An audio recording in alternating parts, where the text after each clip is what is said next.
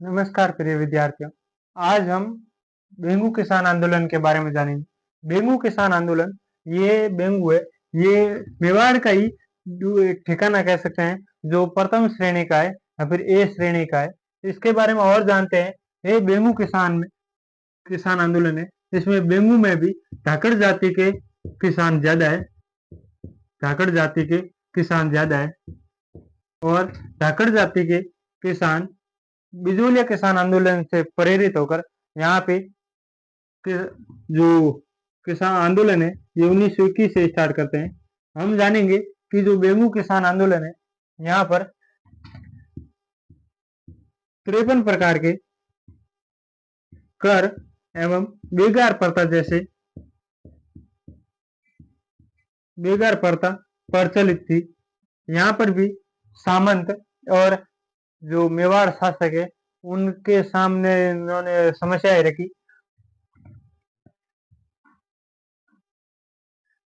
हम बात करेंगे कि यहाँ पे जो 53 प्रकार के कर हैं और बेगार प्रथा है, इसके बाद में यहाँ पे किसान इकट्ठा होते हैं और यहाँ पे विजय सिंह से बात करते हैं। तो विजय सिंह के प्रतीक ने यहाँ पर एक नेतृत्वकर्ता भेजते हैं जिसका नाम है राम नारायण चौधरी।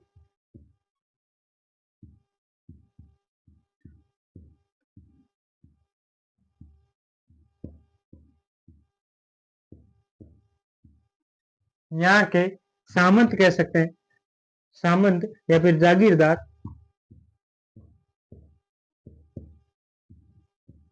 अनूप सिंह है।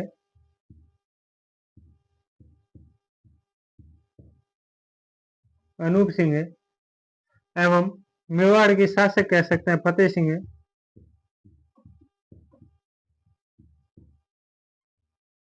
हम इस किसान आंदोलन के बारे में जाने तो ये किसान आंदोलन 1921 में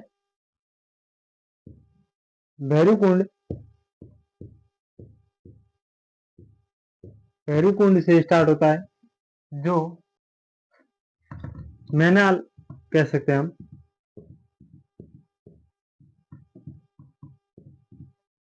जो भीलवाड़ा में और ये भी कह सकते हैं ये बेंगू वर्तमान में चित्तौड़ में है।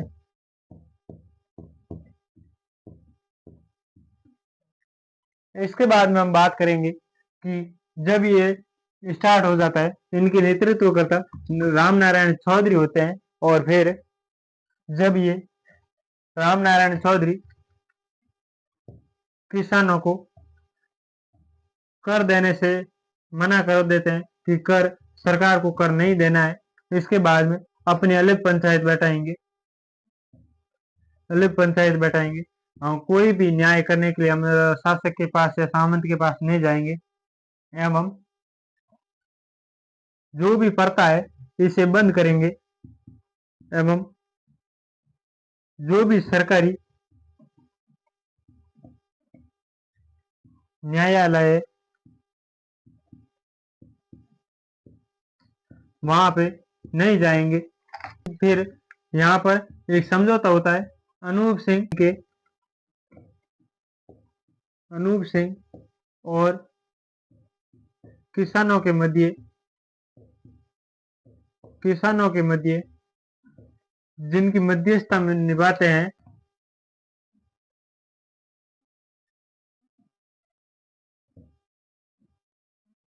Robert Holland.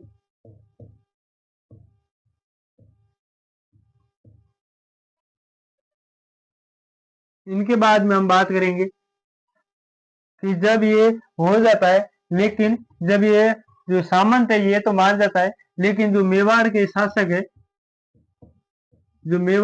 शासक है महाराणा है, वे ये जो समझौता नहीं मानते हैं और ये समझौता लागू नहीं करते हैं। यहाँ पे बिजोलिया से उल्टा होता है। वहां पर तो जो शासक है वो बार बार आयोग बैठा था और वो मान जाता, लेकिन वहां का जो सामंत है वो लागू नहीं करता। लेकिन यहाँ पर जो सामंत है वो तो मान रहा है, लेकिन जो मेवाड़ शासक है वो नहीं मान रहा है।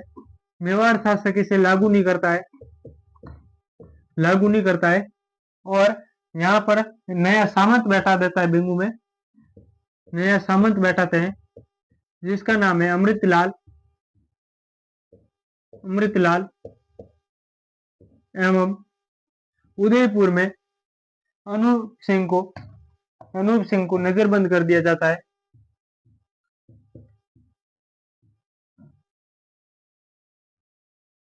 और जो मेवाड़ शासक है उन्होंने इस समझौते को बोल्शेविक समझौता कहा है।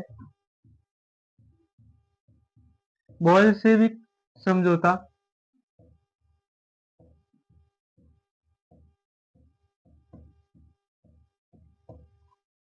जो कि अनूप सिंह और किसानों के मध्य में हॉलैंड की मध्यस्थता में जो समझौता होता है उसे मेवाड़ शासक और अंग्रेजों ने बोल्शेविक समझौते का नाम दिया। इनके बाद में हम जानेंगे कि यहाँ का जो नया सामंत बना दिया जाता है अमृतलाल को, और अनूप सिंह को नजरबंद कर दिया जाता है उदयपुर में। फिर जब ऐसा हो जाता है तो यहाँ पे एक नए अंग्रेज अधिकारी को भेजते हैं जिसका नाम ट्रेंच है। ट्रेंच यहाँ पे आता है और यहाँ पे लोगों को जो सभाएं वगैरह करते हैं उन्हें सभाएं नहीं करने देते हैं, बाहर लाठीचार्ज वगैरह करते हैं। कहते हैं ट्रेंच ने 2-3 बार लाठीचार्ज किया, लेकिन एक बार गोविंदपुरा में 1923 ईस्वी में जो ट्रेंच अधिकारी यहाँ पे आता है, यहाँ पे किसानों पे जो सभाएं करते हैं उनको कभी कभी लाठीचार्ज करता है, कभी उन्हें भगाता है, उन्हें परेशान करता है। और जब एक दिन गोविंदपुरा में जब ट्रेंच के विरोध में किसान विरोध करने लगते हैं तो ट्रेंच ने वहां पे गोलीबारी करवा दी, जहां पर यहाँ के 2 लोग किसान कह सकते हैं शहीद हो जाते हैं, जिनमें से पहला है रूपा जी और दूसरे हैं कृपा जी।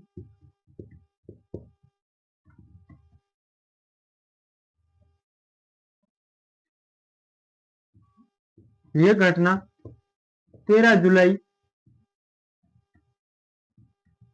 1923 को होती है।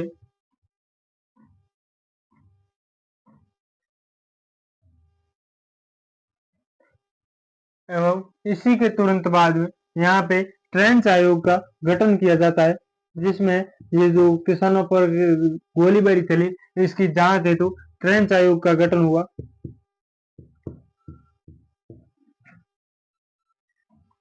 ये लगभग कह सकते हैं 1922-23 में होता है और उसके बाद में ट्रेंच आयोग में इतनी खास सफलता नहीं मिलती है। उसके बाद में यहाँ पर रामनारायण चौधरी की जगह इन्हें यहाँ पे विजय सिंह पथिक नेतृत्व करते हैं।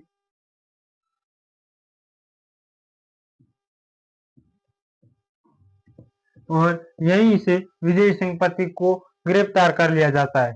ऐसी मान्यता है जब रामनारायण चौधरी को गिरफ्तार करने वाले थे या फिर ऐसी खबरें फैलने लगी तो इन्हें भूमिगत करके विजय सिंह ने यहाँ पे रूपा जी खेड़ा से भूमिगत होकर यहाँ पे यो कह सकते हैं जो ये आंदोलन है ये चला। लेकिन फिर बाद में अंग्रेज इन्हें गिरफ्तार कर लेते हैं और फिर 1927 तक ये कैद रहते हैं। पहले हम बेंगू किसान आंदोलन के बारे में जानते हैं। बेंगू किसान आंदोलन राम नारायण चौधरी द्वारा नेतृत्व किया जाता है और उसके बाद में वो 1921 से लेकर 1925 तक चलता है। और उसमें ये भी जानते हैं कि विजय सिंह पथिक रूपा जी खेड़ा से भूमिगत होकर वहां पे जो आंदोलन है वो चलाते हैं। और ये आंदोलन बूंदी किसान आंदोलन उसके बाद में बात करते हैं। बूंदी किसान आंदोलन के बारे में जाने तो इसका नाम बरड़ किसान आंदोलन भी है। किसान आंदोलन इस क्षेत्र की बात करें तो ये बरड़ क्षेत्र कहलाता है। उसके बाद में हम ये जानते हैं कि यहाँ पर जो आबादी है, आबादी यहाँ पर गुर्जर जाति की आबादी ज्यादा है, तो गुर्जर जाति की। फिर हम जानते हैं बूंदी के जो शासक है, यहाँ के शासक रघुवीर सिंह है, रघुवीर सिंह नाम से है। और यहाँ का जो नेतृत्व है, जो बूंदी किसान आंदोलन है यहाँ के नेतृत्व नाइनू राम करते हैं, नाइनू राम शर्मा करते हैं। हम बात करते हैं कि ये 1923 से लेकर 1943 तक चलता है। उसके बाद में हम ये भी जानते हैं कि ये आंदोलन किन कारणों से हुआ। यहाँ पर पहला कारण है करों में वृद्धि करना, कर में वृद्धि करना, बेकार प्रथा का ज्यादा होना, बेकार प्रथा, और वो भी ज्यादातर महिलाओं से बेकार प्रथा करवाई जाता था या करवाई जाती थी। और हम जानते हैं कि यहाँ पर प्रशासन में, यहाँ के प्रशासन कह सकते हैं, यहाँ पर अत्याचार होते थे,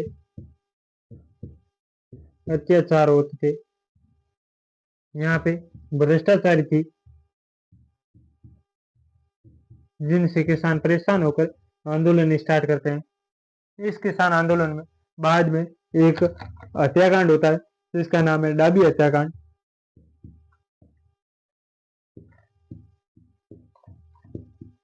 डाबी हत्याकांड, इसके बाद में ये हत्याकांड 2 अप्रैल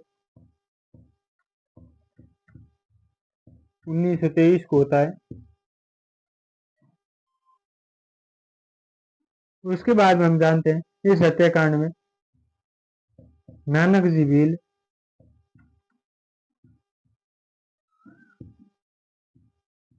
एवं देवीलाल गुर्जर,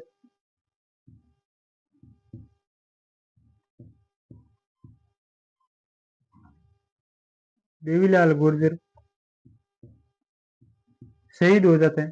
कहते हैं कि जब ये हत्याकांड होता है, जब यहाँ पर गोलियां चलाते हैं, तो ये जो झंडा गीत गाते हुए शहीद होते हैं। एवं इसके बाद में नानक जी भील का दाह संस्कार देवगढ़ में किया जाता है। एवं इनकी याद में माणिक्यलाल वर्मा अर्जी नामक गीत लिखते हैं। माणिक्यलाल वर्मा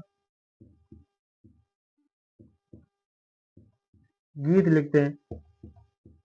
इसके बारे में और भी हम जानेंगे कि जो बूंदी किसान आंदोलन है, इसके संयोजक और कौन कौन है। संयोजक में हरलाल, गुर्जर, हरिभाई, किंकर, एवं एक और होते हैं जिनका नाम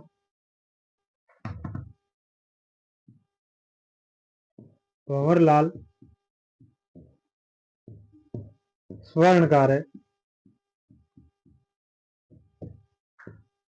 और भी हम जानेंगे कि जो बूंदी किसान आंदोलन है, एक और आंदोलन चलता है जिसका नाम बूंदी स्थानीय आंदोलन है।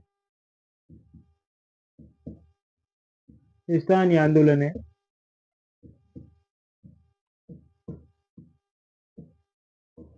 इनका नेतृत्व नित्यानंद करते हैं। नित्यानंद इनका नेतृत्व करते हैं। आज हमने इतनी चीजें जानी है, जिसमें बूंदी किसान आंदोलन के बारे में, यहाँ पे बरड़ किसान आंदोलन भी इसे कहते हैं। इसके बाद में यहाँ पर जो आबादी है वो गुर्जर जाति की है। उसके बाद में यहाँ का शासक है वो रघुवीर सिंह है। यहाँ का जो नेतृत्व है वे नैनू राम शर्मा करते हैं। और उसके बाद में ये 1923 से 43 तक चलता है।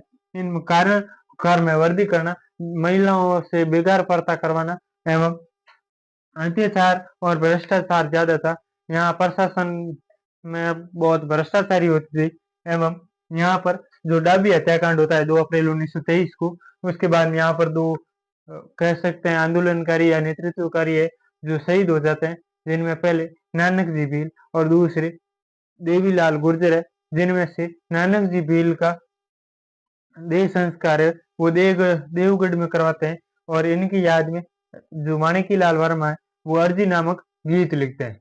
इनके बाद में यहाँ पर जो इनके संयोजक है, कह सकते हैं सहयोगी है, वे पहले हरलाल गुर्जर, दूसरे हरिभाई कीकर और तीसरे यहाँ पर भंवरलाल स्वर्णकार है। और हम पहले इससे पहले हमने बेंगू किसान आंदोलन के बारे में जाना। बेंगू किसान आंदोलन 1921 से 1925 तक चलता है, और ये भी बिजोलिया से प्रभावित होता है। और उसके बाद में वहां पर विजय सिंह पत्ती के कहने पर राम नारायण चौधरी वहां पर नेतृत्व करते हैं। उनके बाद में हम जानते हैं कि वहां पर जो राम नारायण चौधरी है वे पूरी पंचायत अलग बनवा देते हैं, कर न देने का कहते हैं। और उसके बाद में जो लाटा कोटा वाला होता है वो मना कर देते हैं, और बहुत सारे जैसे कि बेगार प्रथा हो गई वो भी बंद करवा देते हैं। जो वहां पे 53 प्रकार के कर होते हैं वे भी बंद करवा देते हैं। उनके बाद में वहां पर जब कहते हैं रामनारायण चौधरी को गिरफ्तार करने की बात चलती है, तो विजय सिंह पथिक रूपा जी खेड़ा से वो भूमिगत होकर वहां पे आंदोलन चलाते हैं। और फिर कुछ समय पश्चात 1923 ईस्वी में वो विजय सिंह पथिक को कैद कर लिया जाता है। मुझे आशा है कि आज का जो टॉपिक है आपको पसंद आया होगा, और यदि आपको ये टॉपिक पसंद आए या फिर आपको अच्छे लगे तो फिर लाइक एंड सब्सक्राइब जरूर करें। धन्यवाद।